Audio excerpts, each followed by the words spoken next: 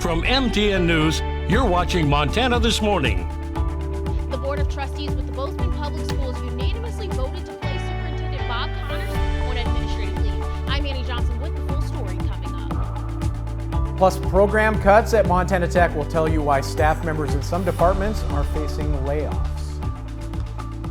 Well, it is election day on your Tuesday morning, 6:30 here. You're watching Montana This Morning. I'm Holly Brantley with Chet Lehman and Matt Elwell. And it's beautiful it's morning. It's gonna be a gorgeous morning. Yeah. I can see the sun sort of peeking outside It's right trying. now. We're starting to get some light out, and it won't take long for our temperatures to soar. Yesterday we broke some records, or at least tied some records in parts of the area. Today's going to be very similar. Daytime temperatures going from the 20s back up into the 50s and 60s. There's that slow pan. Wow, beautiful. That's beautiful. Yeah, good shot there, Justin. Or maybe it's Jesse. I don't know. They're behind a door. Pay no attention to They the will guys take credit. behind the door. Temperatures into the 60s as we head into the afternoon. It's going to be a beautiful election day. No excuses from the weather world to get out and drop off your ballot. We'll talk about what your excuses may be this weekend. It's going to get nasty. Your forecast. And to correct that, we always pay attention to the gentleman behind the door. We have to. Yeah, or they'll take my Or camera our when I don't want microphones them go- to. Right. Yeah, that's it. Mike It's is in our live. best yeah. interest. That's for sure. Well, after canceling and rescheduling, the Bozeman Public School District Board meeting finally took place Monday. Yeah, but it wasn't a fast process and maybe not what anyone was expecting. MTN's Annie Johnson brings us the story. A lot going on inside the Bozeman Public Schools School Board meeting. First, Superintendent Bob Connors was placed on administrative leave, a discussion that took 7 hours. Move that Superintendent Connors be placed on administrative leave with pay pending the completion of a performance review. A motion agreed upon by all 8 trustees. All in favor? Aye. Motion passes 8-0. Before that motion, the trustees met in executive session to discuss it, starting at 7 a.m. until 9:30, until 11, until 12:30, until 1:30, until 2, finally coming back at 2:07. But the 7-hour hold didn't stop several parents from expressing their concerns at the end. I'm calling to urge the board to reconsider the transition out of the blended model for the elementary district. So by canceling and moving the meeting to today, you show a complete disregard for the voices of teachers and school staff who will not be able to comment in this forum as they are busy teaching our children. I am requesting the Board of Trustees add an agenda item to discuss adopting the metrics outlined in the Gallatin County Health Department's supplementary K-12 school information report. We will continue to watch this story and provide you guys with new updates as they come. Reporting in Bozeman, Annie Johnson, MTN News. Now, Annie also tells us the board did not provide any details on why Connors was placed on a leave, only citing for a performance review. News from Deputy Superintendent of Operations for Bozeman Schools, Steve Johnson. Late Monday night, the district learned that a staff member at Irving Elementary School has tested positive for COVID-19. Contact tracing shows multiple staff members have been identified as close contacts. Now, Irving Elementary School will be fully in remote session. That's today, Tuesday, November 3rd. Children should not come to school. Irving families will get more information that's expected coming on schedules today. In Mining City headlines, staffing and program cuts expected at Butte's two-year college this spring. Montana Tech confirmed it will eliminate the General Studies Department, the medical assistant program from Highlands College. Now, Highlands College instructor confirmed she and 3 other staff members will be laid off as a result of the cuts. The cuts were made due to declining enrollment. We do have community members out there that do want to get out there in the workforce, and they want a training and they want other opportunities, and especially in the healthcare field, because we know there's a shortage. Now, Highlands College currently has 16 instructors. The cuts are expected to happen sometime in May.